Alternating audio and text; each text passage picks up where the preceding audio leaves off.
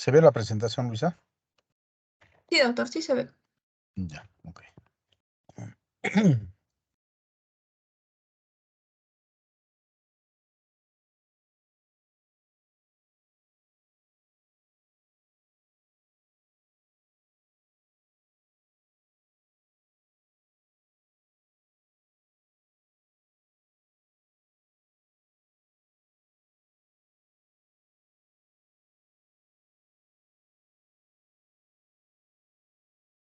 Bueno, vamos a dar inicio entonces a la clase teórica del día de hoy. Son dos clases. Prácticamente vamos a hablar todo lo que son lesiones traumáticas, fracturas de miembro inferior, desde la cadera hacia abajo. El primer tema que vamos a hablar es sobre fracturas de fémur, diaficiarias y distales. Siempre hacemos un pequeño repaso anatómico de la parte muscular y ósea. En la parte ósea, ustedes saben que el fémur es un hueso, es el hueso más largo y más fuerte del organismo. En la parte proximal hay una cabeza de fémur que es semiesférica, está recubierta de cartílago y que se articula con la cavidad cotiloidea de la pelvis, formando la articulación de la cadera. En la parte, todo esto ya prácticamente han visto la articulación de la cadera en la clase anterior, supongo. Lo que vamos a ver ahora básicamente son las fracturas diaficiales, es decir, repasar la anatomía de la diáfisis del fémur. Sabemos que es un hueso largo, tubular, que está recubierto por músculos. Hay músculos importantes que tienen que ver con los desplazamientos cuando existen fracturas a este nivel, como son los aductores, ahí los aductores mayor, mediano y menor, que se insertan en la región eh, puboisquiática y a nivel de la cara interna del fémur, produciendo lo que su nombre indica, o sea, la abducción de la extremidad inferior. En la parte posterior, también he revisado seguramente en clase anterior, están los rotadores externos de la cadera, y en la parte posterior de la diáfisis del muslo están todos los músculos isquiosurales, ¿no? Los cuales son flexores de la rodilla. Hay bastante inserción muscular en todo alrededor del muslo, está rodeado prácticamente de músculos, por lo tanto el fémur en la diáfisis tiene buena irrigación. Es importante recordar también la inserción de los gemelos, que junto con el sóleo en la parte distal van a insertarse en el tendón de Aquiles, en el calcáneo, y en la parte proximal llega por encima de la rodilla. Por encima de la rodilla va a llegar hasta la región supracondila los dos gemelos o gastrocnemios. Esto es importante porque en las fracturas que ocurren por encima de esta inserción va a ocurrir una flexión de esta parte distal del fémur por acción de estos músculos que al contracturarse van a producir flexión de la parte distal del fémur. Acá se ve claramente en esta resonancia de perfil cómo los músculos gemelos se insertan en la región supracondila. Las fracturas diaficiarias de fémur. La diáfisis se denomina a la parte central del hueso, de este hueso largo, que es el fémur, a 3 centímetros por debajo del trocánter menor hasta la zona supracondilia. Es una zona bastante larga, bastante amplia, que mide más de 30 centímetros, por lo cual, por ser bastante larga, pues generalmente para la descripción que hagamos de las fracturas dividimos en 3 tercios. Entonces podemos así definir que hay fracturas en tercio proximal, tercio medio, tercio distal, o a veces abarcan 2 o más de estos tercios. Ya dijimos que está envuelta por masa muscular, lo cual le da una buena irrigación vascular. Acá vemos la irrigación vascular que está principalmente por la arteria femoral, con todas sus ramas, que dan una irrigación tanto a la parte muscular como al hueso. Para que exista una fractura diaficiaria del fémur tiene que haber un traumatismo muy intenso. Generalmente el traumatismo ocurre por un accidente de tránsito, una caída de altura, es decir, un trauma muy intenso para que se produzca una fractura diaficiaria. Y obviamente que cuando hay fractura a este nivel, también se produce lesión a nivel de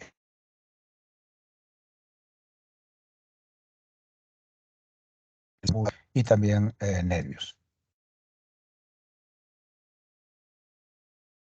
Que ya lo realizamos en la primera fase, para las fracturas de fémur tendrían que ser el número 3 y puede ser de tipo A, B o C, de tipo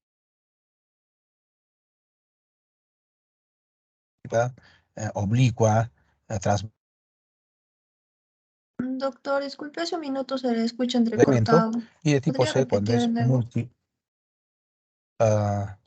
¿desde dónde lo han escuchado? ¿Desde ahí? Sí, más o menos, doctor, por favor. No sé por qué se ha cortado. A ver, si estamos como en internet. Ya. Entonces decíamos que es más frecuente este tipo de fracturas en traumatismos muy intensos. Para que se produzca una fractura en el fémur tiene que haber un accidente de tránsito, una caída de altura, un aplastamiento, y junto con esta fractura se produce también lesión de las partes blandas, lo cual ocasiona pues algunas veces fracturas expuestas. Hay que también siempre ver, como ya lo hemos dicho en cada una de las clases, en la parte distal determinar si es que hay una buena vascularidad, buena motilidad, buena sensibilidad, porque puede haber también lesión, aparte de lesión vascular, lesión neurológica. En cuanto a la clasificación AO, que ya sabemos que corresponde al fémur el número 3 y para la diáfisis el número 2, es decir, 32, que puede ser de tipo A, B o C. A cuando es un trazo simple, que puede ser espiroideo, oblicuo, transverso, etcétera. Tipo B cuando es con tercer fragmento y tipo C cuando es multifragmentaria. Obviamente que mientras más traumatismo exista, mayor sea el traumatismo en la zona de la fractura, va a haber mayor fragmentación y mayor lesión de las partes blandas. Cuando la fractura tiene un traumatismo no tan intenso, se va a producir una fractura de trazo simple generalmente.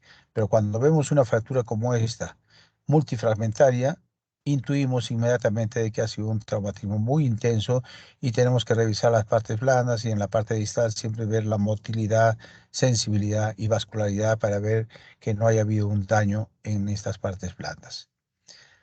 Las manifestaciones clínicas son generalmente hay un traumatismo, ya dijimos, intenso, en el cual va a presentar pues dolor y deformidad en la zona del muslo, un aumento de volumen, deformidad y movilidad anormal. Va a haber un acortamiento porque generalmente se cabalgan los fragmentos fracturados y puede haber también un crujido óseo. Lógicamente que no vamos a buscar el crujido óseo, sino cuando tratamos de inmovilizar al paciente vamos a sentir que cruje, que chocan los fragmentos óseos que están fracturados en el lugar del músculo.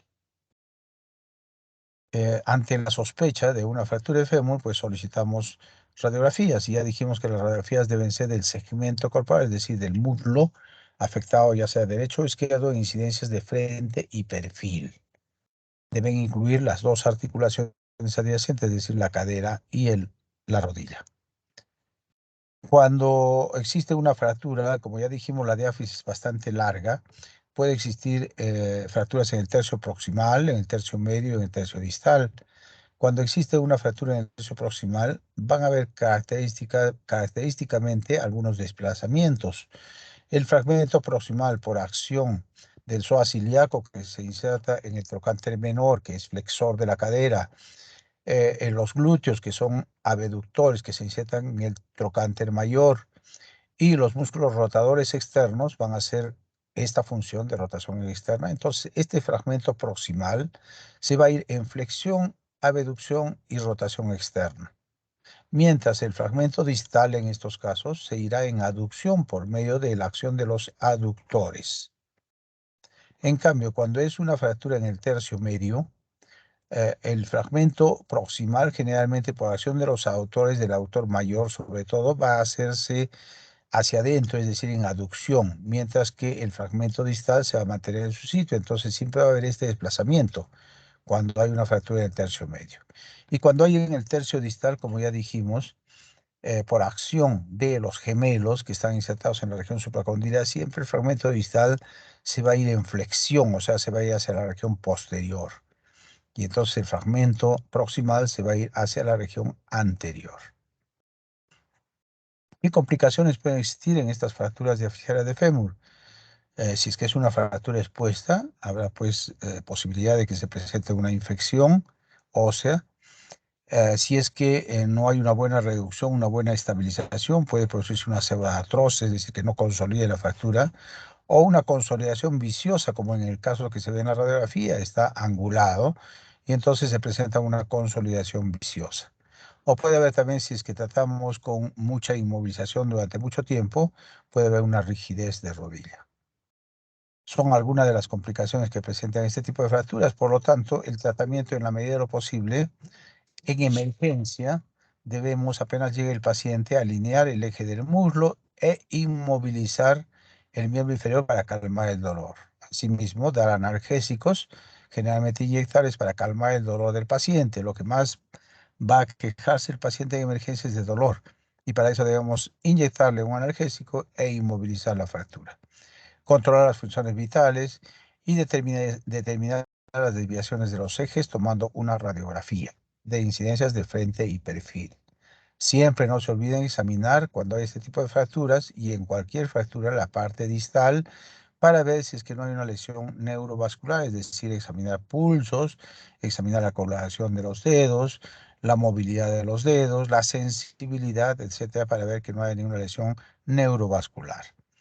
Hay que tomar las radiografías de frente y perfil y en caso de que necesite esperar el paciente, para hacer el tratamiento definitivo, pues colocamos una tracción transesquelética, generalmente transtibial, o sea, a nivel de la tuberosidad anterior de la tibia, le colocamos un clavo y a través de ese clavo traccionamos. Eso es una tracción transesquelética para descabalgar y tratar de alinear y tratar de inmovilizar ese foco de fractura mientras preparamos para su operación. Es decir, si el paciente se va a operar en 24 o 48 horas o después de 3 días o 4 días, es preferible colocar esta tracción. Pero si sabemos que se va a operar ese día o máximo al día siguiente, pues no es necesario colocarles, le colocamos solamente una férula y lo preparamos inmediatamente para su operación. Eso depende de cada centro hospitalario cómo maneje estas situaciones. Es importante también mencionarles aquí en este tipo de fracturas que debemos controlar las funciones vitales porque esta fractura es hipovolemiante, es decir, que en este tipo de fracturas puede coleccionarse hasta 2 litros, está mencionado en los libros, hasta 2 litros de sangre. Imagínense una persona normal que tiene alrededor de 5 litros, que 2 litros se coleccionen abruptamente en la zona de fractura, puede conducir a una hipotensión al paciente. Entonces hay que tomarlo en cuenta porque se produce un hematoma bastante grande en la zona de fractura que puede alterar las funciones vitales del paciente. El tratamiento de estas fracturas en el adulto no hay discusión. El tratamiento debe ser quirúrgico, es decir, debe operarse este tipo de fracturas diaficiadas de fémur. Y el gol estándar, el tratamiento indicado en estos casos es el enclavijamiento intramedular. Es lo que debe hacerse. Aunque hay otras formas de tratamiento, como vamos a mencionar, pero lo mejor es el enclavijamiento intramedular. ¿Cuáles son los objetivos del tratamiento quirúrgico? Promover la consolidación ósea, obviamente, movilizar al paciente lo más pronto posible y restaurar la función de la extremidad y restaurar la función también del paciente para que vuelva a la normalidad. En cuanto a la técnica quirúrgica, rápidamente hablaremos, no corresponde mucho a ustedes, pero para que tengan conocimiento, aquí vemos un clavo intramedular, son clavos canulados, es decir, que tienen un canal por el medio, por donde se introduce una guía. Como van a ver, tienen unos orificios, tanto en la parte próxima como en la parte distal, para atravesar por medio de ellos unos tornillos, los cuales van incluidos en el hueso para evitar que rote dentro del canal medular. Ustedes se imaginan si colocamos en el fémur, que es como un tubo, colocamos un clavo intramedular, fácilmente la parte distal de la fractura de ese fémur puede rotar, girar alrededor de ese clavo que está colocándose en el medio del hueso. Por eso, para evitar eso, es que se colocan estos tornillos que, que bloquean esa rotación. Todo este instrumental necesitamos para la intervención quirúrgica. Colocamos al paciente de cúbito lateral, o puede ser también de cúbito ventral, y se coloca a nivel del trocánter. Se podemos utilizar estos fijadores para hacer distracción cuando está muy cabalgada la fractura. Medimos la longitud del fémur para poder colocar el clavo. Introducimos el clavo, hacemos un orificio a nivel del trocánter mayor o por la fosita piriforme a nivel de la parte proximal del fémur, introducimos el clavo a través de este orificio que hemos labrado a nivel del trocánter mayor de la fosa piriforme, introducimos el clavo y luego de que hemos introducido, armando con todo este aparataje que tiene el clavo intramedular, colocamos el clavo y luego bloqueamos en la parte proximal con un tornillo que va desde el hueso o a través del hueso y se introduce en este canal, en este orificio que tiene el clavo intramedular. Y en la parte distal de igual forma bloqueamos también. Entonces, aquí tenemos un paciente de 25 años con un accidente automovilístico que tiene una fractura con tercer fragmento de diafisaria de fémur. Se le ha reducido la fractura y se ha colocado un clavo intramedular. Tenemos acá el tornillo bloqueado que se coloca en la parte proximal y dos tornillos en la parte distal. En las fracturas diaficiarias cabe la oportunidad para explicar nuevamente lo que ya se dijo en la primera fase. Hay dos formas de hacer la reducción en las fracturas dependiendo si son intraarticulares o extraarticulares. En las fracturas intraarticulares dijimos de que la reducción debe ser lo más anatómico posible, porque si no, con el tiempo nos da una complicación que es la artrosis postraumática. En cambio, en las fracturas extraarticulares, como en este caso, que no tienen ningún trazo que llegue hasta ninguna articulación, extraarticulares, no es necesario hacer una reducción anatómica, sino solamente mantener la alineación, dar una buena estabilidad, mantener la circulación, una buena circulación en la zona de fractura para que haya una buena consolidación. Y fíjense acá, este tercer fragmento no se ha alineado completamente, no está reducido anatómicamente. No es necesario porque no hemos abierto el foco de fractura. Colocamos a ciegas prácticamente mirando en el arco en C, o sea, en radioscopía, mirando, se introduce el clavo, lo introducimos para pasarlo por medio del canal, hacemos la reducción, no nos interesa si es que hay fragmentitos que no están exactamente en su sitio, pero están con su periósteo y con sus partes blandas bien irrigado, y entonces vemos en la radiografía que se ha alineado la fractura. Lo importante es eso en las extraarticulares. Pasan 2 meses, le tomamos una radiografía y fíjense el callo que está formándose, un buen callo que está formándose en la zona donde el fragmento estaba desplazado. Pasan 14 meses, más de un año, y ya la fractura completamente consolidada con un callo muy grande, fuerte y reforzado. Entonces, volvemos a repetir el concepto. En las fracturas extraarticulares no es necesaria una reducción anatómica. En cambio, en las fracturas intraarticulares sí es necesario reducirlo lo más anatómico posible. Este otro paciente varón de 22 años que sufrió un accidente en moto también presenta una fractura multifragmentaria, una fractura diaficiada donde hay 3 fragmentos libres, por lo menos acá. Entonces tiene 5 fragmentos, es decir, es una fractura multifragmentaria, es una fractura 32B, en la cual vamos a ver de que se hace un enclavijamiento intramedular. No es necesario hacer una reducción anatómica, volvemos a repetir. Fíjense, a los 6 meses hay un buen callo que está formándose en la zona y a los 24 meses un callo redundante, bien formado y bien reforzado en la zona de la fractura. Este otro paciente de 26 años que sufrió un accidente en automóvil, también multifragmentaria la fractura, que se le hace la reducción, se le coloca un clavo intramedular. Fíjense que los fragmentos están desplazados, pero se ha mantenido la longitud. Hay incluso, digamos, una cavidad en la zona diaficiaria, pero que como está con las partes blandas y no hemos tocado nada de esa zona, fíjense cómo se rellena con el tiempo. Pasan 9 meses y se ha formado un tremendo callo óseo en la zona de fractura, hasta la parte proximal. Eso le da una buena resistencia, una buena estabilidad a la fractura. Entonces, no es necesario en estos casos hacer una reducción anatómica. Lo que se hace sencillamente es mantener la longitud, la alineación, mantener la rotación adecuada y esperar que con el tiempo vaya a consolidar. Esto siempre en cuando no hemos tocado el foco de fractura, no hemos abierto el foco de fractura, es decir, no hemos sacado ni el hematoma fracturario, ni hemos tocado las partes blandas para mantener una buena vascularidad en la zona. Fíjense cómo se ha formado un buen callo óseo en la zona.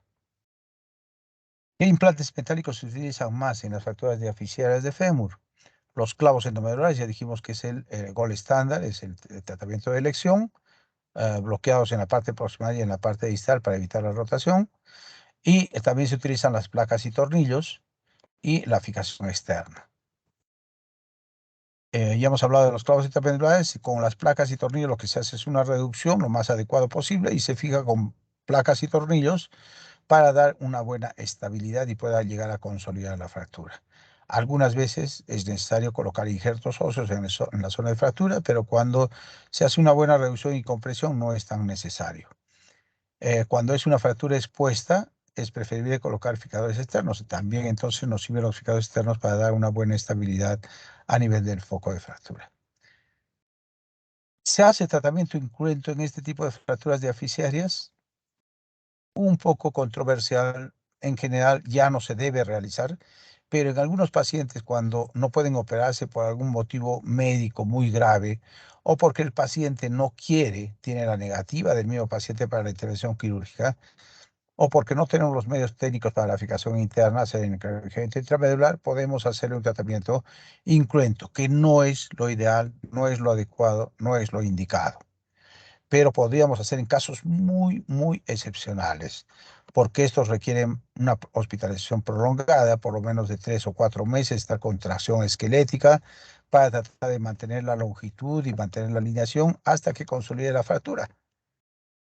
Y trae muchas complicaciones como son acortamiento, callos viciosos, rigidez de rodilla, etcétera, y los resultados no son muy favorables. Entonces, la indicación de las fracturas de deficiencia de fémur es quirúrgico, pero en algunos casos muy excepcionales podría tratarse en forma incruenta, que generalmente no se hace. En cambio, a los niños, el tratamiento la mayor parte de veces sí es incruento.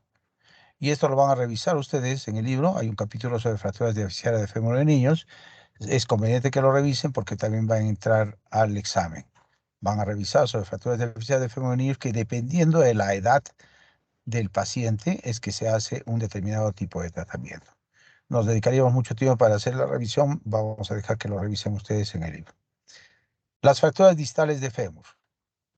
Ya dijimos la inserción de los músculos gemelos en la región supracondilia, que hace de que este fragmento cuando se fractura se vaya en flexión, como se ve acá. Siempre se va en flexión y el fragmento proximal generalmente se va hacia adelante.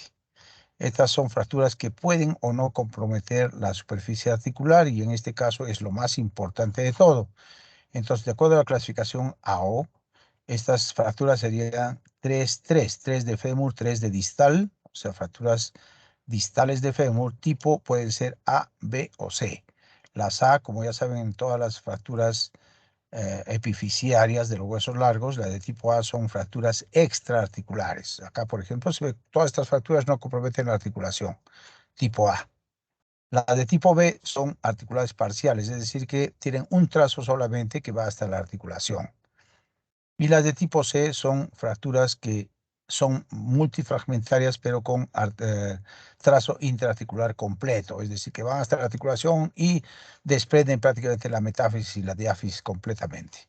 ¿No? Hay de diferente tipo de gravedad. En el cuadro clínico, generalmente es un antecedente traumático muy fuerte que va a prestar dolor, deformidad, aumento de volumen a nivel de la rodilla y va a estar con un témpano positivo a nivel de la rodilla. Si nosotros hacemos la punción del contenido dentro de la articulación de la rodilla, vamos a encontrar que sale sangre. Esa punción que hacemos nos va a dar lo que se denomina hemartrosis, es decir, contenido de sangre dentro de la cavidad articular. Generalmente esto nos indica de que hay una fractura y si más en el contenido de sangre vemos que hay contenido de glóbulos de grasa de la médula ósea, definitivamente que esto nos indica de que hay una fractura a nivel intraarticular. Ahora, en las fracturas extraarticulares, a veces si es que es un poco alto, vamos a encontrar de que no hay hemartrosis, pero la mayor parte de veces sí, porque la cavidad articular llega hasta por encima de la superficie supracondilia y entonces cuando hay una fractura de este nivel definitivamente que va a pasar a la sangre, el hematoma fracturario va a pasar hacia la articulación y vamos a encontrar hemartrosis. Hay que tomar muy en cuenta que la arteria femoral, que pasa a ser arteria poplitea en esta zona, está muy pegada en la zona posterior a la región de la rodilla. Y entonces una fractura a nivel de la región distal del fémur y vamos adelantando a nivel proximal de la tibia, puede comprometer, desgarrar, presionar, acodar a la arteria poplitea, produciendo un síndrome compartimental o una lesión isquémica distal de esa extremidad. Debemos tomar siempre una radiografía de incidencias de frente y perfil, y cuando la fractura es intraarticular y es conminuta, nos podemos ayudar también de una tomografía para poder visualizar mejor los fragmentos óseos. ¿Cuál sería el tratamiento? En las fracturas de tipo A, que son extraarticulares, como en este caso, si es una pequeña evolución, con un tornillo con arandela podemos fácilmente colocar el fragmento en su lugar y fijarlo. Si es una fractura supracondila de trazo simple, con una placa y tornillos podemos alinear y estabilizar. Pero si es una fractura multifragmentaria, así sea extraarticular, debemos colocar una placa y tornillos y colocar injertos óseos incluso en la zona para poder favorecer la consolidación ósea. Acá tenemos algunos ejemplos: una fractura supracondila, o sea, distal de fémur, pero extraarticular, en la cual hemos colocado este aparato que se llama DCS, con tornillos para estabilizar la fractura, que ha quedado muy bien y puede llegar a consolidar sin mayor problema. Se pueden colocar también, si es que la fractura es un poquito alta, nos podemos colocar un clavo endomedular, pero retrógrado. Retrógrado significa que ingresa por la parte de la rodilla. Los clavos anterógrados son los que hemos mencionado en la diáfisis de fémur, es decir, que ingresan por el trocánter mayor. En cambio, si la fractura es muy distal, entonces podemos ingresar por la rodilla y colocar, como en este caso, a través de la rodilla, abrimos la rodilla, colocamos el clavo intermedular, reducimos y colocamos los tornillos para bloquear la rotación, y hacemos una reducción lo mejor posible de esta fractura con un clavo endomedular retrógrado. En la de tipo B, que son articulares parciales, aquí lo que hay que hacer es principalmente reducir anatómicamente la articulación. Y al reducir anatómicamente la articulación vamos a fijarla posteriormente con una placa y tornillos, o con tornillos y arandelas, etcétera, para estabilizar y que no se mueva.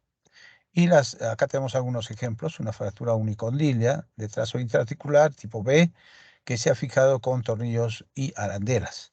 Acá tenemos una fractura más o menos similar, que se ha fijado con placa y tornillos. En cambio, las de tipo C, que son más conminutas, más fragmentadas, en estos casos, incluso aparte de colocar tornillos, placa y tornillos, debemos colocar en muchas veces injerto óseo. Esto que se ve acá es injerto óseo, para facilitar la consolidación de esa fractura. Se utilizan placas especiales, que son como estas de soporte condilio, que son diseñadas para poder colocar en la parte externa, en la cara externa del fémur distal. Acá tenemos una fractura, fíjese, multifragmentaria, el paciente de 28 años, que se hace la reducción y se coloca la reducción principalmente, volvemos a repetir, de la parte intraarticular. Se ha reducido anatómicamente, fíjense acá ustedes, la articulación, y la diáfisis no nos interesa mucho, no hemos tocado mucho esta zona de la diáfisis. Podemos colocar injertos óseos también acá, se ha colocado acá, todo esto es injerto óseo, para poder hacer una mejor consolidación. Y ya tenemos aquí, después de 3 meses, fíjense, está formando un buen callo óseo que va a dar estabilidad a esta zona. Acá tenemos muy buena consolidación. Esto es lo que se ha colocado esquemáticamente: una placa con tornillos en la parte distal y en la parte proximal también, para dar estabilidad. A los 12 meses, fíjese el callo que se ha formado. Había un hueco aquí, una cavidad, ¿no es cierto? Ya se está rellenando ya, pero está dando una buena consolidación marginal, haciendo un buen callo óseo, fíjese, con buena estabilidad y buen movimiento del paciente. Lo importante es la parte articular. Estas placas son de soporte condilio, son placas especialmente diseñadas para poder dar estabilidad y poder colocar más tornillos en la parte distal, haciendo una buena reducción de la articulación, de la parte articular. Paciente de 76 años, varón, fíjense, una fractura supracondilia con trazo intraarticular, en el cual se ve que se hace una reducción con placa y tornillos y se hace una buena estabilidad con esto. Al mes ya tenemos una buena inicio de consolidación, ¿no? Está formándose buen callo óseo, y a los 4 meses se ha consolidado prácticamente con un buen callo. Lo importante en estos casos, volvemos a repetir, es la articulación, la cual debe tener una reducción anatómica. Entonces, el principal objetivo en estas fracturas distales de fémur es alinear la fractura y reducir anatómicamente la superficie articular. Esto es lo más importante, la reducción anatómica de la superficie articular. Fracturas de rótula. La rótula, ustedes saben que es el hueso sesamoideo más grande del organismo. Está en la parte anterior de la rodilla y forma parte del aparato extensor de la rodilla. Este aparato extensor de la rodilla, como su nombre lo indica, sirve para extender la rodilla y está formado por el músculo cuádriceps en la parte proximal, el tendón del cuádriceps, la rótula, tendón rotuliano y la tuberosidad anterior de la tibia. Cuando se contractura el cuádriceps, tracciona la rótula y el tendón rotuliano para hacer una extensión de la rodilla. En la parte interna, o sea, posterior de la rótula, tiene una superficie articular, la cual se va a articular con la superficie de los cóndilos femorales, como se ve aquí en esta imagen. Entonces se desliza por este canal femoral surco intercondilio, se desliza a través de él y debe deslizarse en relación de arriba hacia abajo o de abajo hacia arriba al momento de la flexoextensión de la rodilla. Las fracturas de la rótula suceden en 1% de todas las fracturas, es más frecuente en personas jóvenes y tiene que haber un traumatismo que puede ser directo o indirecto. Va a presentar el paciente dolor, aumento de volumen y vamos a ver que hay una impotencia funcional para la extensión y elevación de la rodilla. Como sabemos, es parte del aparato extensor de la rodilla, entonces si flexionamos la rodilla y queremos hacerle que extienda, no va a poder extender porque está cortado este aparato extensor a nivel de la rótula.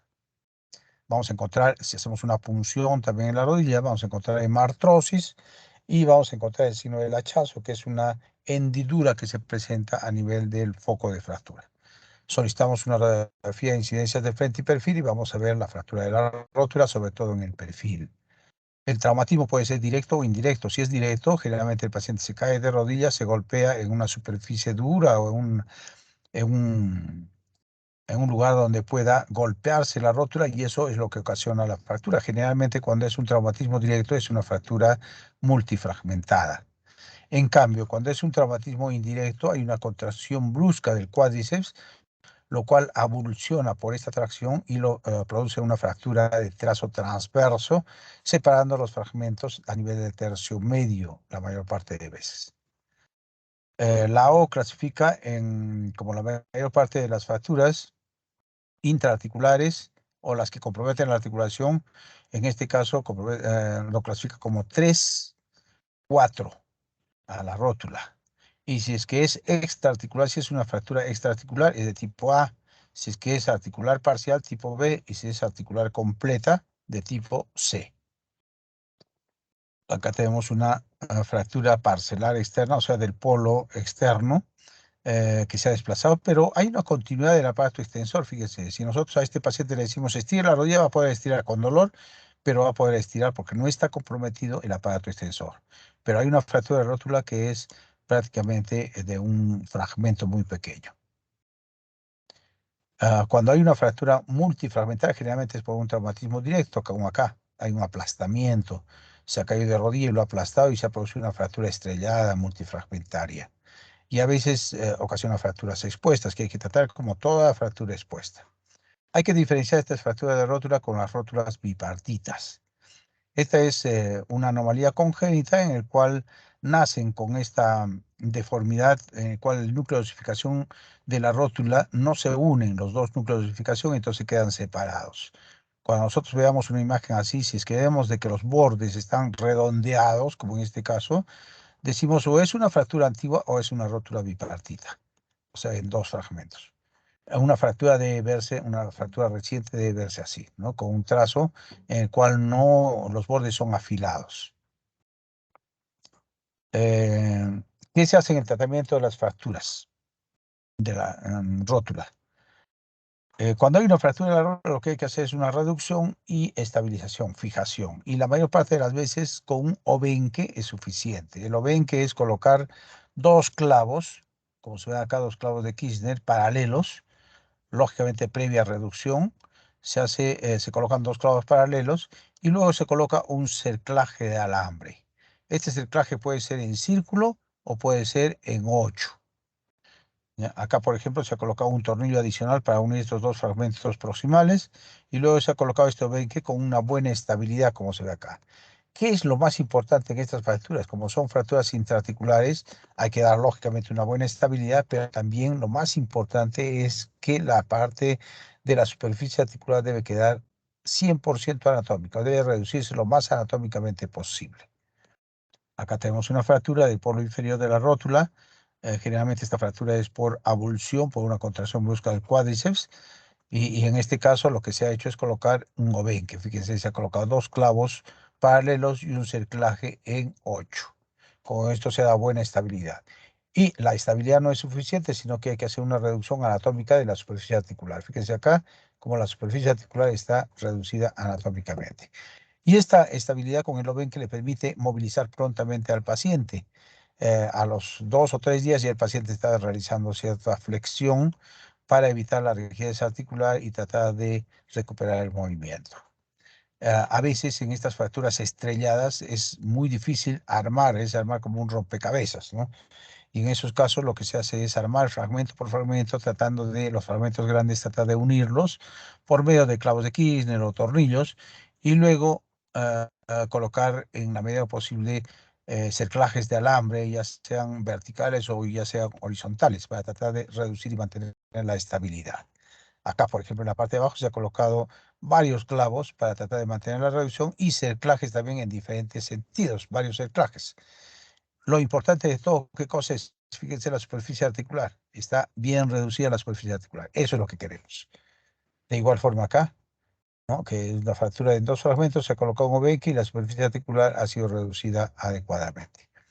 Si no reducimos adecuadamente la superficie articular, ¿qué nos va a traer como consecuencia? Una artrosis. Una artrosis postraumática, porque se va a desgastar el cartílago, se va a deteriorar por el relieve que presentan o el desnivel que presentan estos fragmentos en el foco de fractura, y se va a desgastar el cartílago articular y eso nos va a conducir a una artrosis postraumática. O también a veces puede no consolidar la fractura porque no hay una buena estabilidad y nos va a dar una pseudoartrosis. Finalmente vamos a hablar sobre las luxaciones de la rodilla. La luxación traumática de la rodilla es muy rara, se presenta en 0,02% de todas las lesiones traumáticas. En realidad tenemos una cada año más o menos en el hospital de estas luxaciones de rodilla.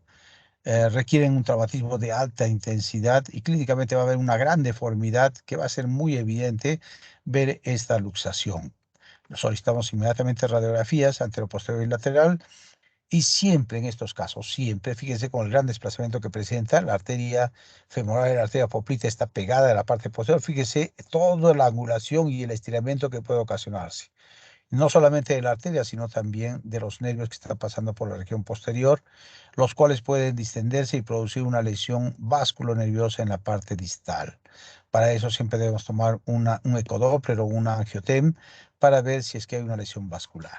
En este caso, por ejemplo, se ha tomado un angiotem y fíjense cómo hay un stop. Hay un stop aquí, pues se ha desgarrado la arteria poplitea, lo que nos está dando un problema vascular grave para la parte distal. La resonancia magnética se puede tomar en algunos casos para ver ya con más tranquilidad la lesión de los ligamentos, que en estos casos generalmente se desgarran completamente, no tanto los ligamentos cruzados como los ligamentos laterales por esta gran luxación que se presenta. Se pueden clasificar de acuerdo a dónde se desplace el fragmento distal. Si el fragmento distal, o sea, la tibia, se va hacia adelante, será una luxación anterior. Si se va hacia atrás, será luxación posterior. Si se va hacia el lado medial, será una luxación medial. Si se va hacia la parte lateral, una luxación lateral. Y a veces hay una luxación rotatoria. Se rota el fragmento distal sobre el fémur. Entonces, como se ve en la parte de arriba, cuando hay una luxación, evidentemente los ligamentos pues se rompen, ¿no? Ya sea luxación anterior o posterior, ligamentos cruzados anterior y posterior se rompen, se desgarran. Si es que se va hacia una parte lateral, pues los ligamentos laterales también se desgarrarán, se romperán, ¿no? Y muchas veces se desgarran todos los ligamentos que dan la estabilidad a nivel de la rodilla. Aquí tenemos un ejemplo de un paciente que lo vimos hace años. Fíjense la deformidad que presenta. Es muy evidente, ¿no es cierto? Fíjense el fémur cómo se ha salido hacia adelante y la tibia se ha quedado hacia atrás. Le tomamos su radiografía es evidente que hay una luxación, le tomamos pulsos, le tomamos la parte distal, movilización, etcétera, y está bien felizmente. Debemos tratar de reducir lo más antes posible como una urgencia. Entramos y el paciente en sala de operaciones bajo anestesia, se le duerme un ratito y fíjese que la reducción no es tan difícil. Las dos, la residente de ese entonces y la interna están haciendo la reducción, dos mujeres que no son tan forzudas, pero fácilmente hacen la reducción y de lo que estaba con esta deformidad, fíjense cómo ya se redujo la luxación. Siempre hay que hacer antes y después de la reducción, hay que hacer el control de la vascularidad porque puede haber daño posteriormente también con la tracción que hacemos, puede haber daño de la arteria poplítea. Y otra cosa importante también, estos pacientes no hay que, porque ya se hizo la reducción y ya está bien, tiene buen pulso, inmediatamente después de la reducción, no nos olvidemos de la vascularidad, porque después de 24, 48 horas puede producir una trombosis, puede producir una lesión vascular de la arteria poplítea. Porque al desgarrarse, al estirarse la arteria poplítea en esta zona de la rodilla, puede que esté indemne, pero por fuera. Y lo más probable es de que algunas veces lo que ocasiona es una lesión, un desgarro de la íntima, de la membrana íntima que hay dentro de la arteria. Y esto con los días va a ocasionar una trombosis, va a formar coágulos y lo va a obstruir a la arteria, lo va a taponar. Esto va a ocasionar lógicamente una insuficiencia arterial distal de esa extremidad que es tan grave como si se hubiera roto la arteria. Entonces, en esos casos, pues tenemos que estar pendientes en las primeras 2 o 3 días para poder ver si es que no presenta problema vascular en ese tiempo. Muy bien. ¿Tienen alguna pregunta al respecto?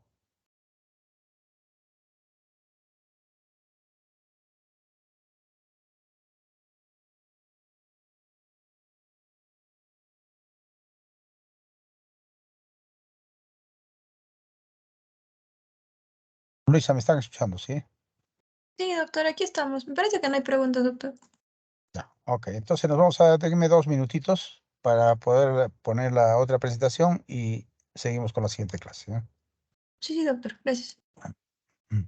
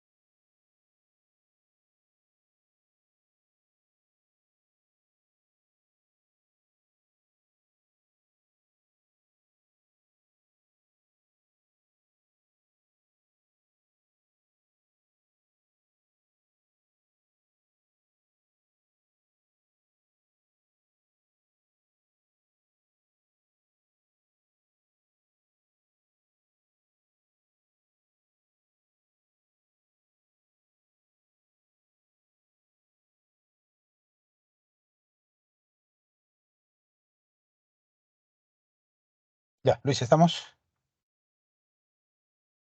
Sí, doctor. Entonces, esta parte es un poquito más larga. Vamos a hablar de todo lo que es la pierna, es el tobillo. Y en la pierna, pues, recordamos nuevamente la anatomía. En la parte proximal es una superficie articular que va a tomar contacto con los cóndilos femorales, por lo tanto, es una superficie más o menos plana en la parte proximal, que se denominan los platillos tibiales. En la zona central están las espinas tibiales que van a dar inserción a los ligamentos cruzados anterior y posterior. Es un poco más ancha en la metáfisis y luego se diferencia en la diáfisis en forma tubular y en la parte distal también se ensancha en la parte de la metáfisis. Los músculos están alrededor de la pierna, pero principalmente en la zona dorsal y externa, o sea, en la parte posterior y en la parte externa. Ustedes saben de que la parte interna, anterointerna sobre todo, no hay músculos y entonces la tibia está muy expuesta a presentar cualquier tipo de fracturas y sobre todo expuestas porque fácilmente se puede con una fractura lesionar la piel y el cerebro subcutáneo, que es lo único que cubre y producir una fractura expuesta. La otra cosa importante aquí es que en la parte distal, en el tercio distal, tiene muy poca vascularidad porque todos los músculos están en la parte proximal y media, pero en la parte distal hay muy poca musculatura, básicamente son tendones los que pasan a través de esta zona, entonces tiene muy poca vascularidad y es más frecuente que en esta zona se presenten problemas de pseudoartrosis cuando hay fracturas a este nivel, en la parte distal de la tibia. Las fracturas proximales, también denominadas platillos tibiales, se presentan muy rara vez. El 1% de las fracturas son a nivel de los platillos tibiales. Puede presentarse en los ancianos por una osteoporosis marcada. Se presentan fracturas a este nivel, pero para que ocurra en una persona joven tiene que haber un traumatismo más o menos intenso. Es más frecuente las fracturas en platillo tibial externo y también le siguen frecuencia las fracturas que pueden ocasionar en ambos platillos, tanto al externo como al interno. El mecanismo generalmente es una compresión axial, es decir, una caída, por ejemplo, de altura, en el cual el fémur impacta directamente en extensión sobre la tibia y ocasiona fractura a nivel de los dos platillos tibiales. Entre los dos, entre los cóndilos femorales y los platillos tibiales, los que tienen más resistencia son los cóndilos, es decir, que los cóndilos lo apretan, lo aplastan a los platillos y estos son los que resisten menos y fácilmente pueden fracturarse. Si es que hay una angulación a este nivel en varo o en valgo, pues se va a producir mayormente una fractura de uno de los platillos tibiales. El más frecuente es una caída con angulación en valgo, lo cual ocasiona que haya una compresión a nivel del platillo tibial externo. También hay traumatismos directos, los cuales ocasionan esta angulación brusca en varo o en valgo, lo cual va a hacer de que presione a nivel de los platillos tibiales y pueda producir también una fractura a este nivel. Cuando hay este tipo de fracturas debemos siempre examinar las partes blandas, porque generalmente va asociado a lesión de este tipo, como se ve aquí en la figura, ¿no? El traumatismo, ya sea directo o indirecto, por la fuerza de la fractura que se produce a ese nivel, va a ocasionar lesión con escoriaciones, hematomas, a nivel de las partes blandas que van a evolucionar o pueden evolucionar a una necrosis de las partes blandas e infección. Y esto puede complicar todo el problema a nivel de el foco de fractura. Por lo tanto, debemos siempre evaluar las partes blandas en este tipo de fracturas, no solamente en la parte proximal, sino también, como vamos a ver, en la parte distal de la tibia. En el examen clínico vamos a encontrar que había un traumatismo muy intenso en la zona. Le tomamos su radiografía presentando el paciente dolor y aumento de volumen. Algunas veces es necesario tomar incluso una tomografía.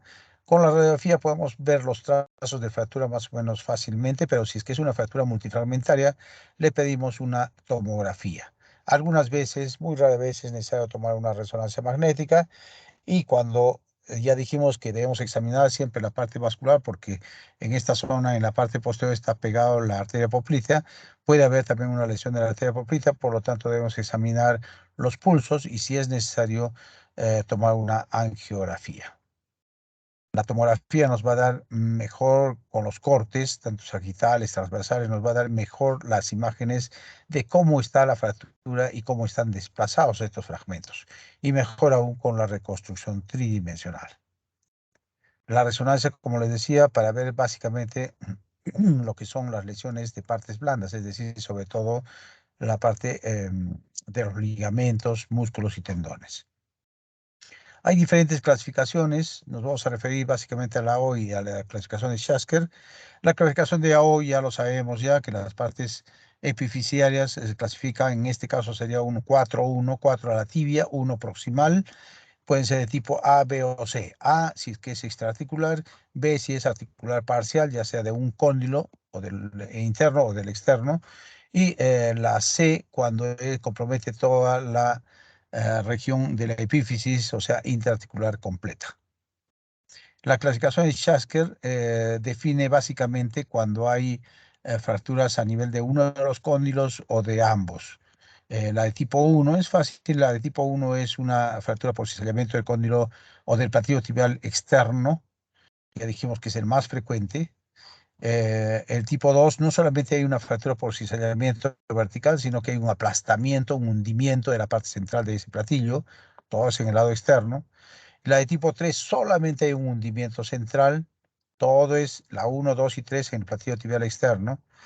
La de tipo 4 es ya en el platillo tibial interno.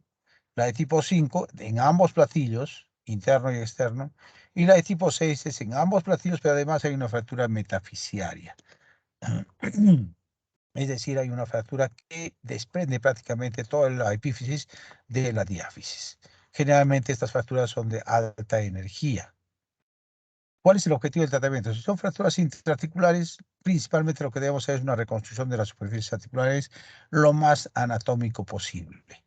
Hay que hacer, obviamente, una descompresión y preservación de los tejidos blandos, restitución de los ejes mecánicos, o sea, alinear la fractura y dar, si es posible, una movilización precoz. Se puede hacer tratamiento no quirúrgico si es que no hay mucho desplazamiento en las fracturas, si es que el desplazamiento es menor de 4 milímetros o el hundimiento igual menor de 4 milímetros o hay una angulación en var o valgo menor de 5 o el paciente tiene una artrosis grave, severa, un paciente, por ejemplo, de 80 años que tiene una artrosis severa que está esperando su prótesis de rodilla que le van a hacer en los próximos meses. Entonces, en ese caso, pues no es necesario operarlo, ¿no? Solamente esperar a que consolide, porque ya sabemos que tiene artrosis, y después hacerle, cuando consolida, hacer la prótesis. O cuando hay grave daño de partes blandas, en ese caso es preferible esperar para poder hacer el tratamiento quirúrgico, porque si no se nos complica más. El tratamiento no quirúrgico se debe hacer en pacientes que tienen ese tipo de desplazamientos mínimos y mínima angulación, como ya dijimos, y en estos casos lo que se coloca es o una férula o un aparato de yeso muslopedio por 4 a 6 semanas y tratar en la medida posible de que movilice prontamente, protegido con una férula que trata de movilizar pero sin soporte de peso. La marcha recién se hace tolerable después de las 6 semanas, después de mes y medio y para que consolide esta fractura es alrededor de 4 meses.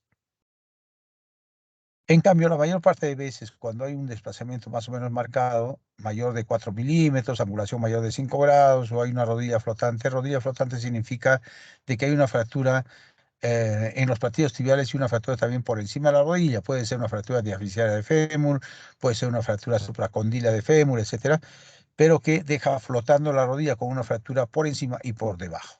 En estos casos es preferible operar.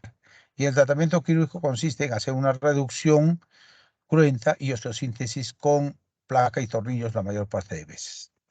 Ya dijimos que hay que examinar siempre la parte vascular para ver que no haya ningún problema a nivel de esta arteria y de la vascularidad distal. Entonces, los métodos quirúrgicos son una reducción abierta y fijación interna, es decir, una osteosíntesis. Puede ser también una osteosíntesis percutánea, es decir, no abrir el foco de fractura, sino tratar de traccionar y tratar de hacer incisiones mínimas para tratar de hacer la reducción y fijación, o hacer una fijación externa cuando hay una fractura expuesta o cuando las partes blandas están muy lesionadas. Entonces, si tenemos una fractura de platillo tibial que está desplazada y que las partes blandas están bien, pues hacemos una reducción lo más anatómicamente posible, abriendo el foco de fractura y fijando con placas y tornillos. Acá tenemos la placa y tornillo, una placa en T que le estamos colocando al paciente y la reducción debe ser lo más anatómicamente posible en la parte articular. Una fractura, por ejemplo, de este tipo, de Schasker 1, con desplazamiento del partido tibial externo, hacemos la reducción y fijamos con un par de tornillos con sus arandelas y lo que sobre todo importa es la parte articular. O cuando hay una impactación, debemos levantar esa impactación, ponerlo a su nivel y rellenar con injerto óseo en la zona y estabilizarlo con una placa y tornillos, como en este caso. Lo importante, volvemos a repetir, es la superficie articular. Cuando es una fractura de los dos platillos tibiales, debemos colocar dos placas, una a cada lado, para dar estabilidad y fijación a este lado. Lo importante, la superficie articular. Y si es que hay una fractura con compromiso de la metáfisis, es decir, que separa la diáfisis, en estos casos debemos colocar una placa también para mantener esa estabilidad, como en este caso. En la tomografía se ve una fractura muy fragmentada, fíjese en los cortes, una fractura muy compleja, en la cual se colocan dos placas, una placa lateral y una placa medial, para tratar de estabilizar, algo así como un encofrado, ¿no? En una columna que se hace en una construcción de una casa, se hace un encofrado con tornillos y con placas para tratar de mantener la estabilidad. Volvemos a repetir, lo importante, la superficie articular. También se puede hacer reducción y osteogenesis mínima percutánea, es decir, por pequeñas incisiones, obviamente con un arco en C o por medio de artroscopía, ayudarnos para hacer la reducción lo más anatómico posible de la superficie articular y colocar tornillos, ¿no? Como en este caso, fíjense, una fractura que no está muy desplazada, reducimos mejor y colocamos un par de tornillos y la superficie articular ha quedado bien reducida. Y esto por medio de una pequeña incisión. Acá tenemos igual una fractura de solamente un pequeño fragmento que se reduce con ayuda de arco en C. Le colocamos una placa con tornillos, perdón, tornillos con arandelas, da una buena estabilidad y una buena reducción de la anatomía y las cicatrices que le quedan son pequeñas para solamente ser abierto para colocar los tornillos. Cuando hay lesión de partes blandas o la fractura es multifragmentaria y es difícil hacer la reducción o es una fractura expuesta, es preferible colocar un fijador externo. Y hay fijadores externos articulados, como en este caso, se colocan clavos en la parte superior y en la parte distal, los cuales hacen de que por medio de una rótula, de una bisagra, se pueda el paciente movilizar su rodilla. Lo importante aquí es que siempre la superficie articular debemos mantener lo mejor posible, se fija con esos dos tornillos mínimamente y con el fijador externo se está manteniendo la estabilidad del resto de la fractura. Acá tenemos unos ejemplos. También cuando hay una gran lesión de partes blandas, decíamos, está muy aumentado el volumen. Si hacemos una operación aquí en esta piel, se nos va a necrosar.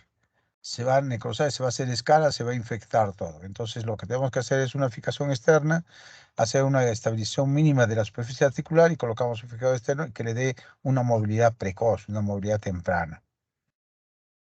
En conclusión, entonces, estas fracturas requieren una fijación estable y anatómica de la superficie articular, requiere de cirujanos de experiencia, diferentes técnicas según el tipo de fractura. Como ya hemos visto, hay diferentes formas de abordar el problema y algunas veces, si es que no se realiza una buena reducción, pueden producir secuelas. Ya hablamos de la parte diaficiaria de la tibia. Es muy evidente cuando se produce una fractura de este nivel y la mayor parte de veces son fracturas expuestas de primero, segundo, tercer grado, como hemos visto. La cara posterior está cubierta por músculos, tanto el sóleo como los gemelos, pero en la parte anterior, sobre todo anterointerna, pues está descubierto el hueso, está expuesto a los traumatismos ya que se pueda producir una fractura expuesta. Siempre se solicitan radiografías de frente y perfil. em, Hay que tomar radiografías en diferentes incidencias y que incluya la rodilla hasta el tobillo para determinar que no hayan trazos que puedan llegar hasta una de esas articulaciones. Puede considerarse tratamientos incruentos o quirúrgicos. Actualmente, la mayor parte de las fracturas de este tipo de aficiales de tibia se consideran de tratamiento quirúrgico. Por la rapidez de la recuperación. Es mucho más rápida la recuperación, se evitan las rigidez articulares y se facilita al paciente para volver nuevamente a su actividad laboral o educativa. Antes se utilizaba mucho el tratamiento incruento, que estamos dejando un tanto de lado, y en el tratamiento incruento lo que se hacía era colocar aparatos de yeso, primero un aparato de yeso muslopedio y luego un aparato de yeso tipo bota, como en este caso, después de 2 o 3 meses, y tenía que estar inmovilizado alrededor de unos 4 meses. Entonces, eso hacía de que haya una rigidez articular, tanto en el tobillo como en la rodilla, y producía problemas de la falta de movimiento. Entonces, lo que actualmente se pregona más es hacer tratamiento quirúrgico de este tipo de fracturas. Pero, de todas formas, si es que una fractura no está desplazada, podemos hacer el tratamiento con un tratamiento incruento, con aparato de yeso, con movilización con yeso, que los resultados van a ser buenos, solo que van a estar más rehabilitación para recuperar esa rigidez articular que va a presentar el paciente. Entonces, cuando hay un varo valgo hasta 5 grados, se consideran estables. Cuando hay un recurvatum o antecurvatum menor de 10 grados, o hay rotación hasta 5 grados, o un acortamiento de 1 centímetro, o desplazamientos del trazo de fractura si es trazo transverso del 50%, en estos casos se considera que son estables las fracturas y podría tratarse en forma incruenta con aparato de yeso. Pero si es que estos valores son aumentados, en ese caso, pues es necesario hacer la intervención quirúrgica. Cuando la fractura es estable, pues hacemos tratamiento con un aparato de yeso muslopedio por 4 o 6 semanas. Si es que presenta angulación, podemos corregir en las primeras 3 o 4 semanas esa angulación, porque ya sabemos que hasta las 3 semanas se forma el callo blando, y a partir de la tercera o cuarta semana ya se forma el callo duro. Entonces, antes de que se forme el callo duro, podemos corregir angulaciones. Luego se coloca, después de 6 semanas, se coloca una bota de yeso. Una bota de yeso, con eso ya puede empezar a caminar con apoyo de muletas y con controles cada mes, y más o menos esa consolidación se da entre 4 a 6 meses aproximadamente en el tratamiento incruento. Y la mayor parte de veces nos puede dejar alguna secuela de consolidación en leve angulación o con un acortamiento, que eso la mayor parte de pacientes no les gusta. Entonces el tratamiento, por eso ahora estamos haciéndolo la mayor parte de veces quirúrgico. Y en el tratamiento quirúrgico, el tratamiento de elección es igual que en el fémur, el tratamiento con enclavijamiento intramedular, como se ve acá.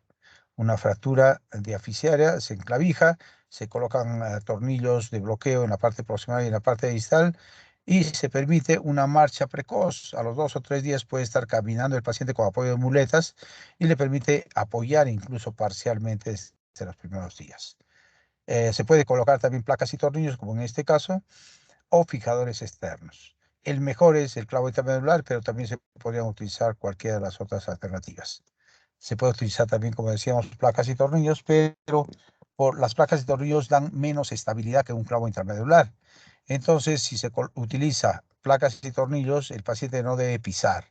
No debe pisar por lo menos unos 2 o 3 meses, no debe apoyar con esa extremidad, porque podría salirse los tornillos o podría romperse la placa. No soporta el peso del cuerpo esta placa.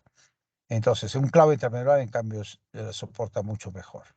Los fijadores externos, sobre todo cuando hay lesiones de partes blandas y en fracturas expuestas, se utiliza para dar una buena estabilidad también. Los clavos intramedulares son lo mejor, como ya decíamos, hacen que consolide más rápidamente y da una rehabilitación precoz. Se colocan por medio de el tendón rotuliano, se abre en el medio, o si no, por un lado del tendón rotuliano se abre una cavidad, se introduce a través de esa cavidad, se hace la reducción de la fractura y se introduce el clavo intramedular. Aquí estamos colocando el clavo intramedular en una paciente que tiene un traumatismo con una escara en el tercio medio. Entonces, si abrimos aquí, colocamos una placa y tornillos, vamos a producir mayor daño en las partes blandas. Entonces, por eso es que decidimos colocarle un clavo intramedular, y con el clavo intramedular hacemos la reducción y la estabilización para una movilización precoz. Esta es una mujer de 19 años, de hace mucho tiempo, 2005, es los primeros clavos que estábamos poniendo en esos años, paciente politraumatizada que tenía una fractura de tibia y peroné bilateral de ambos lados y una fractura de fémur derecho. Se lo operó, se le colocó al fémur derecho, se le colocó una placa y tornillos, ¿no? Una reducción cruenta y osteosíntesis con placa y tornillos, quedó muy bien. Y a la tibia, a ambas tibias, se le colocó clavo intramedular. Fíjense, se le colocó clavo intramedular a los dos con muy buenos resultados. La paciente era de Lima. Fue un accidente de un ómnibus que se chocó aquí en la Panamericana, que ya iba a Tacna. Lo trajeron aquí a Los Heridos, así que lo operamos esta paciente. Y como tenía familia en Lima, se fue a Lima y no volvió a sus controles, ¿no? Le permitía al segundo día, fíjense como ya en la tibia nada más, si es que tenía fractura de tibia, movilización precoz. No necesita yeso, no necesita nada, es solamente movilización precoz. En el otro lado le duele un poco por la fractura que tenía en el fémur. También tenía tibia y fémur. Entonces, la paciente se fue y a los 5 meses regresó la paciente ya caminando y fíjense, no le hicimos un buen control. Lamentablemente esta paciente, felizmente que no sucedió ninguna complicación, parece que estaba haciéndose hacer ver en Lima, que se fue donde su familia, y felizmente que evolucionó favorablemente. Vino caminando, tenía una buena flexión, una buena movilidad, fíjense, de ambas rodillas, los tobillos.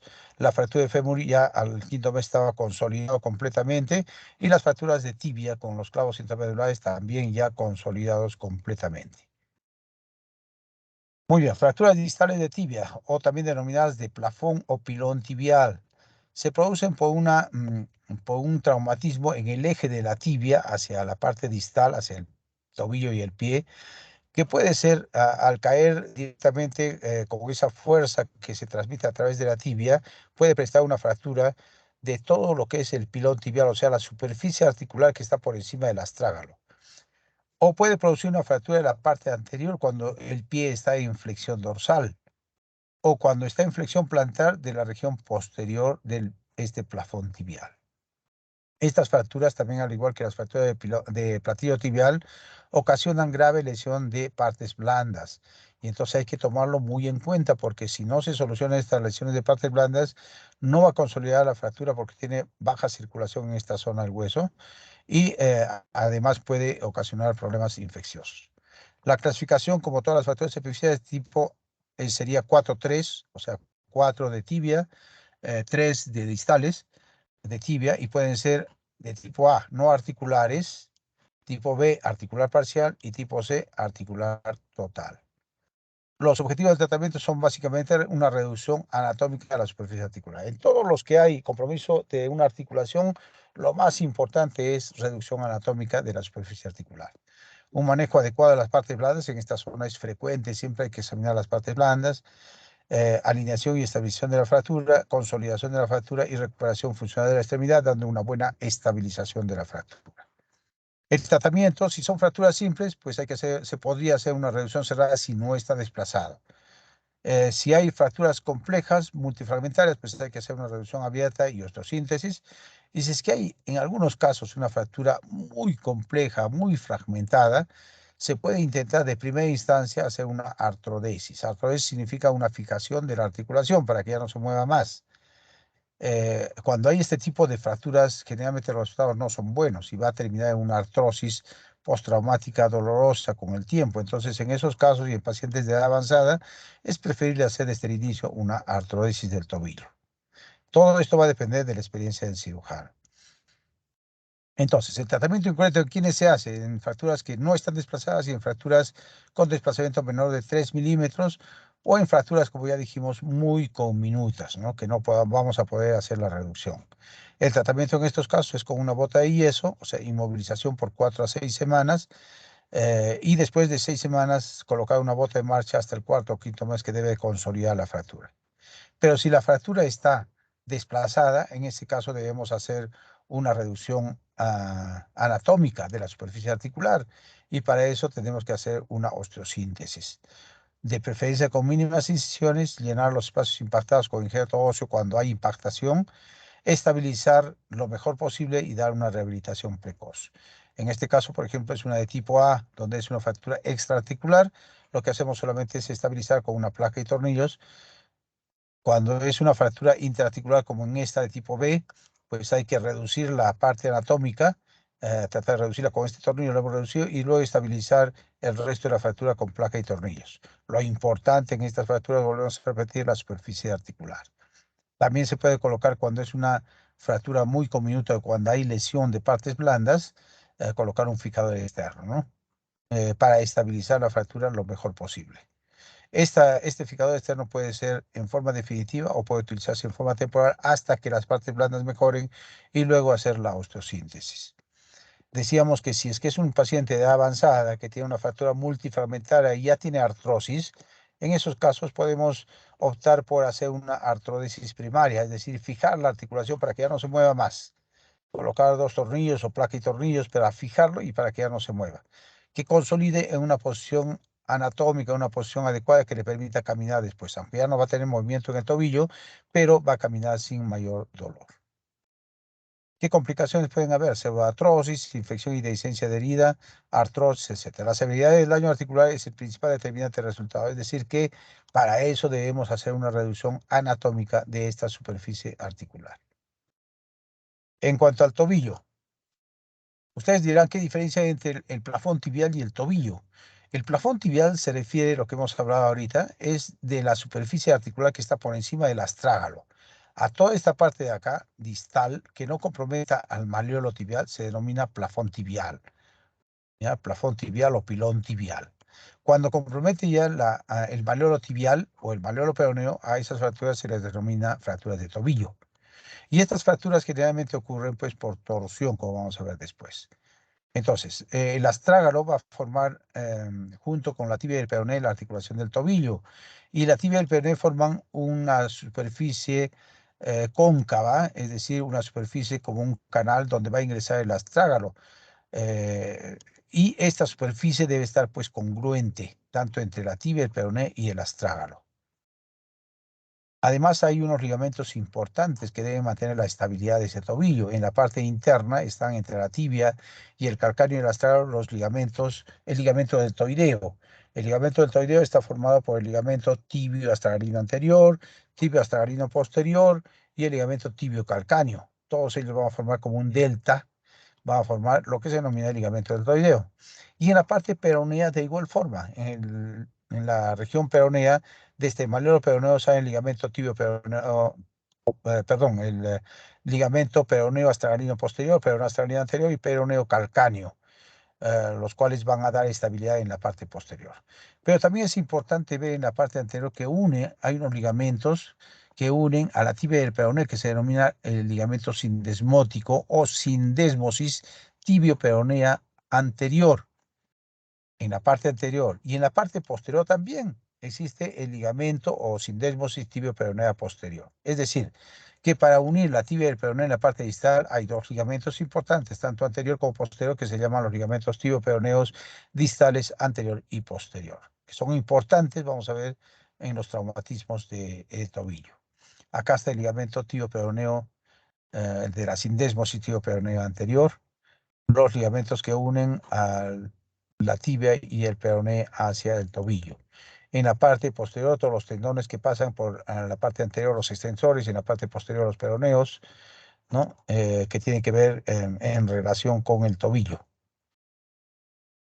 Los movimientos del tobillo básicamente están dados en flexión dorsal y flexión plantar. Es mayor la flexión plantar, llega hasta 30-40 grados, pero también hay movimientos de inversión, eversión y rotación, ¿no es cierto?, en el tobillo.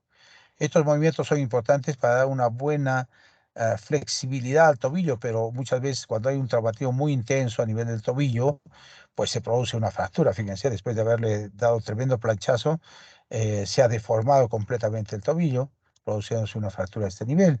Y los mecanismos de producción, principalmente a nivel del tobillo, son por un mecanismo de inversión o eversión. Inversión significa, como se ve acá, que la planta del pie se va hacia adentro, hacia la parte interna. Entonces se invierte el pie. Y eversión es cuando la planta del pie se va hacia afuera, hacia la parte externa. Puede haber también asociado rotación interna y rotación externa. Entonces, todos estos mecanismos forzados de inversión o de eversión asociados a rotaciones causan este tipo de problemas desde un esguince simple, o sea, una lesión ligamentaria, hasta una fractura y hasta una luxofractura, dependiendo del grado de traumatismo que exista. Entonces, generalmente va a haber un accidente traumático que el paciente va a decir que se ha torcido el tobillo muy bruscamente y dependiendo de este traumatismo, del grado que se ha producido el traumatismo, pues vamos a ver que se presenta una esguince o una fractura o luxofractura. Va a haber mucho aumento de volumen, equimosis, dolor, impotencia funcional, el paciente no va a poder caminar, le duele cuando pisa. Y a la inspección y palpación nosotros vamos a determinar esto, que hay dolor a nivel de los maleolos o de la región perimaleolar. Le tomamos una radiografía, incidencias de frente y perfil. Algunas veces es necesario tomar una tomografía y vamos a determinar en la radiografía todos estos parámetros anatómicos. El malleolo tibial, tiene que haber una congruencia con el astrágalo. Va a haber una superposición entre la tibia y el peroné en la parte distal y aquí es donde está el ligamento de la sindesmosis tibio-peronea distal, tanto anterior como posterior. Va a haber esta superposición que debe ser igual en ambos lados, el malleolo peroneo. Entonces, fíjense, se puede tomar también una radiografía en estrés, es decir, haciendo un movimiento de inversión, en el cual vemos que se abre en la parte externa, o sea, se produce un bostezo radiográfico en la región del peroneo, del malleolo peroneo. Se desplaza fácilmente. Esto significa de que hay una lesión ligamentaria en esta zona. O cuando hay fracturas, podemos tomar también una tomografía para determinar mejor los trazos fracturarios. Hay otra clasificación que es la clasificación de Lau-Hansen, que tiene que ver principalmente con el mecanismo de acción del traumatismo. O sea, un determinado mecanismo, ya sea en inversión, en eversión, en rotación interna, rotación externa, nos va a dar un determinado tipo de fractura. Es un tanto complejo este tipo de clasificación, yo se los menciono nada más para que lo tomen en cuenta. No se maneja mucho dentro de la especialidad, pero para que lo conozcan, la clasificación de Lau-Hansen está en todos los libros, que nos indica de acuerdo al mecanismo de producción de la fractura, qué tipo de lesiones pueden existir en ese tobillo. La clasificación que más utilizamos es la clasificación de Dennis Weber o la clasificación de AO. Esta clasificación en el tobillo nos indica de que si es una fractura principalmente a nivel del malleolo peroneo, si es que es, ya dijimos que hay una sindesmosis tibio-peronea distal. Entonces, si es por debajo de la sindesmosis, será una fractura de tipo A, infrasindesmal, por debajo de la sindesmosis. Si está a nivel de la sindesmosis, será una de tipo B, o sea, transsindesmal. Si está por encima de la sindesmosis, será una fractura de tipo C, suprasindesmal. Es muy sencilla, tomando en cuenta solamente la ubicación del ligamento sindesmótico, o sea, la sindesmosis tibio-peronea distal. Puede ir o no asociada a fracturas del malleolo tibial. Ojo, solamente toma en cuenta esta clasificación las fracturas del malleolo peroneo. Hay algunas fracturas que son específicas, especiales, tienen un nombre específico como son la fractura de Mason-Neue, en la cual hay una fractura del peroné proximal con una rotura de completamente todo la membrana interósea que une la tibia y el peroné. Hay una rotura de la sindesmosis tibio-peronea distal y se separa prácticamente, hay una luxación del peroné. Es una fractura de Mason-Neue. Y la fractura de Dupuytren, que es más o menos similar, parecida, pero en este caso es más distal la fractura del peroné, con rotura también de la sindesmosis tibio-peronea distal y con fractura del malleolo tibial. Y esta clasificación, que es mucho más sencilla, ¿no? Primer grado se clasifica aquellas que tienen solamente un malleolo, ya sea tibial o peroneo. Solamente uno de los maleolos. Si están los dos, malleolo tibial y peroneo, es de segundo grado. Y si es que está fracturado también el malleolo posterior, a la parte posterior de la tibia, se denomina malleolo posterior. Si está fracturado esta zona posterior de la tibia distal, entonces se denomina fractura también del malleolo posterior. Y si está fracturado malleolo tibial, malleolo peroneo y malleolo posterior, es una fractura trimalleolar o de tercer grado de la clasificación de Post. Y cuando el traumatismo es muy intenso, pues la fractura va a ser no solamente asociado a lesiones de hueso, sino también a una luxación. Entonces va a presentarse luxofracturas, fíjese la gran deformidad que existe. Estas luxofracturas hay que reducirlas lo más pronto posible porque con esta deformidad ocasiona compresión en la piel que va a ocasionar fácilmente una escara en la zona donde hay mayor compresión y se nos va a complicar peor el problema. Entonces hay que reducirla lo más pronto posible. El tratamiento definitivo puede ser ortopédico o quirúrgico dependiendo del desplazamiento de las fracturas. Lo que hay que hacer es, lógicamente, en las fracturas de tobillo o lusofracturas, reducir los fragmentos óseos desplazados a su sitio normal, reducir la subluxación si es que persiste y conseguir una reducción de la mortaja tibio-peronea distal para que ingrese el astrágalo en forma correcta y en su posición normal. El tratamiento ortopédico se basa en las fracturas que no están desplazados o que tienen un desplazamiento mínimo, en las cuales se puede hacer una inmovilización con bota de yeso, solicitar una radiografía de control para ver que esté bien reducido y tomar radiografías cada 15 días para ver que no haya desplazamientos, mantener en reposo con la pierna en alto durante los primeros días, la primera semana, y mantener con esta bota de yeso por 4 a 6 semanas. Si a las 4 o 6 semanas no se ha desplazado la fractura, podemos sacar el yeso y comenzar con la terapia de rehabilitación para esperar posteriormente que consolide la fractura, que debe ser unos 3 a 4 meses. Pero si es que la fractura está desplazada, en esos casos debemos considerar el tratamiento quirúrgico. Y el tratamiento quirúrgico está dado básicamente, si es que es una fractura unimalolar, con tornillos puede ser, o con tornillos y Kirchner, o puede ser con un obenque, ¿no? Como ya hemos mencionado, con clavos y alambre. Pero si es que es del malleolo peroneo, de igual forma, puede ser con tornillos o con placa y tornillos. Y si es de los dos malleolos, en este caso utilizamos en uno de ellos tornillos y en el otro podemos utilizar placa y tornillos. Y cuando está comprometido el malleolo posterior, también podemos utilizar tornillos o si no placa y tornillos, como se ve en este caso, ¿no? Una fractura de malleolo posterior con impactación, hemos reducido, se ha reducido completamente y se ha colocado placas y tornillos en la parte posterior de este malleolo de tibia. En las luxofracturas, en los cuales hay una separación, una diastasis de la sindesmosis tibio-peronea distal, tenemos que reparar este ligamento sindesmótico y para que cicatrice en su posición y no se vaya a desplazar nuevamente, se coloca un tornillo que se denomina tornillo de situación. Este tornillo hace que se mantenga la reducción en su lugar hasta que cicatrice este ligamento sindesmótico.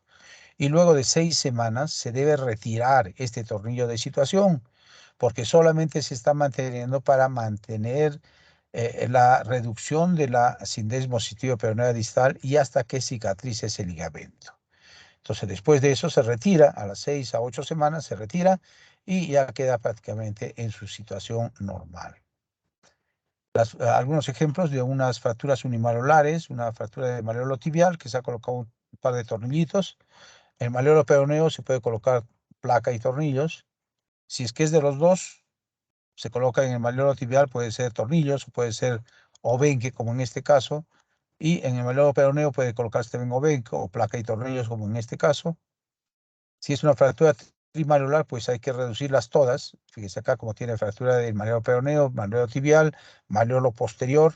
Se ha colocado en el malleolo peroneo placa y tornillos, en el malleolo tibial dos tornillos y en el malleolo posterior tornillos solamente. Ha hecho una buena reducción. En estos casos hay que hacer una reducción anatómica porque comprometen la superficie articular. Entonces, las fracturas bimalolares con diastasis de la sindesmosis, lo que decíamos, si está abierta la sindesmosis tibio-peronea distal, debemos colocar, aparte de hacer la reducción de las fracturas, un tornillo de situación, el cual va a hacer de que se mantenga la reducción tibio-peronea distal, para que no se abra. Hacemos la reparación, luego de esto cicatriza la sindesmosis y sacamos a las 6 semanas, 6 a 8 semanas, sacamos ese tornillo de situación. Acá tenemos, por ejemplo, esta fractura de malleolo peroneo suprasindesmal con una gran diastasis de la sindesmos tibio-peronea distal. Aquí está roto también el ligamento deltoideo, tenemos que hacer la reparación del ligamento deltoideo, hacemos la reducción, fijamos el malleolo peroneo y colocamos un tornillo de situación para que cicatrice la sindesmosis tibio-peronea distal. Luego de 6 a 8 semanas sacamos este tornillo y esperamos a que consolide la fractura del malleolo peroneo. Muy bien. ¿Alguna pregunta? Sí, doctor, ¿la yesoclasia se utiliza con las botas de Sarmiento o es aparte? Ya. Primero explicaremos qué es una yesoclasia. Em, Cuando hay una fractura, hablamos de las fracturas diaficiales de tibia, por ejemplo. En las fracturas diaficiales de tibia podemos hacer un tratamiento incruento. Entonces, en estas fracturas, si es que no está muy desplazada la fractura, podemos colocar un aparato de yeso muslopedio, y al colocar el aparato de yeso muslopedio lo tenemos que controlar cada 15 días, tomar radiografías para ver que no se desplace la fractura. Pero digamos que le hemos colocado a una fractura transversa diaficial de tibia, que no está muy desplazada, tiene un desplazamiento de 10%, está alineada, y le hemos colocado un aparato de yeso muslopedio. Lo estamos tratando incruentamente. Entonces, este paciente lo controlamos a los 15 días y le tomamos una radiografía. Le tomamos la radiografía y vemos que está un poquito angulado, está con un antecurvatum de 10 grados. Podríamos dejarlo así, está permitido hasta 10 grados, pero queremos corregirle. Entonces lo que hacemos es cortar en el yeso, cortamos el yeso en la parte posterior y abrimos para tratar de corregir, o sea, hacemos como una bisagra en el mismo yeso y tratamos de abrir y corregir esa angulación. Entonces, al corregir, al tratar de corregir o al cortar el yeso y corregir esa angulación que tenía de antecurvatum, hemos corregido y hemos hecho una yesoclasia. Es decir, hemos cortado el yeso y hemos corregido esa angulación. A eso se denomina yesoclasia, ¿ya? Para corregir una angulación determinada que tiene esa extremidad. Ahora, si nosotros tenemos a un paciente que ya ha pasado ya esa misma fractura de tibia, se nos ha pasado y ha venido al mes ha venido y tiene una angulación de 15 grados en valgo, ya tiene una angulación en valgo. Le sacamos el yeso y ya se mueve muy poco. Entonces ya con el yeso nada más no podemos hacer la corrección. Entonces lo que hacemos, lo entramos a sala de operaciones y lo que hacemos es bajo anestesia, rompemos el callo óseo que recién está formándose, tiene 4 o 5 semanas, está formándose recién el callo óseo, rompemos ese callo óseo que está formándose y corregimos la angulación y le colocamos un nuevo aparato de yeso. A eso se denomina osteoclasia. Es decir, que rompemos el callo óseo. Rompemos el callo óseo, la formación de callo óseo que está formándose, y corregimos la angulación. ¿Ok? No sé si me han entendido. Entonces, uno es la yesoclasia para corregir angulaciones por medio de cortar el yeso y corregir una angulación. Y otro es la osteoclasia, que es forzar el callo óseo que está formándose en una fractura que está un poquito angulada para corregir esa angulación, rompiendo el callo óseo. ¿Correcto, Luisa? Sí, doctor, gracias. ¿Alguna otra pregunta?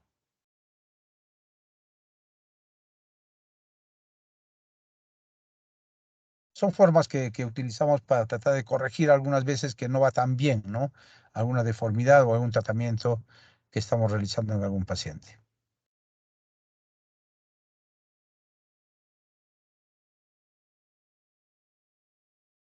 Muy bien, jóvenes. Si no hay ninguna pregunta más, los felicito a todos por el examen, que he visto que hay 5 jalados nada más, y jalados con 11 me parece. No sé si el examen ha sido demasiado fácil o ha sido mucho tiempo. Vamos a calcular mejor para para la próxima evaluación. Pero como ven, el examen lo que prueba nada más es la capacidad que ustedes tienen de razonar de acuerdo a los conocimientos que tengan de lo que han leído, ¿no? Para cada caso. Son la mayor parte de veces casos clínicos donde se les presenta un determinado caso que ustedes tienen que ver cómo sería la mejor forma de resolverlos. Bueno, creo que hay, me parece que hay un 20, hay varios 19, hay muy buenas notas. No creo que así, porque el examen haya sido demasiado fácil, ¿no? Yo creo que sí se han preparado y han estudiado ustedes. Muy bien, jóvenes. Nos vemos entonces en la próxima clase teórica. Hasta luego. Muchas gracias, doctor. Hasta luego. Hasta luego, doctor. Gracias. Muchas gracias, doctor. Hasta luego, doctor. Hasta luego.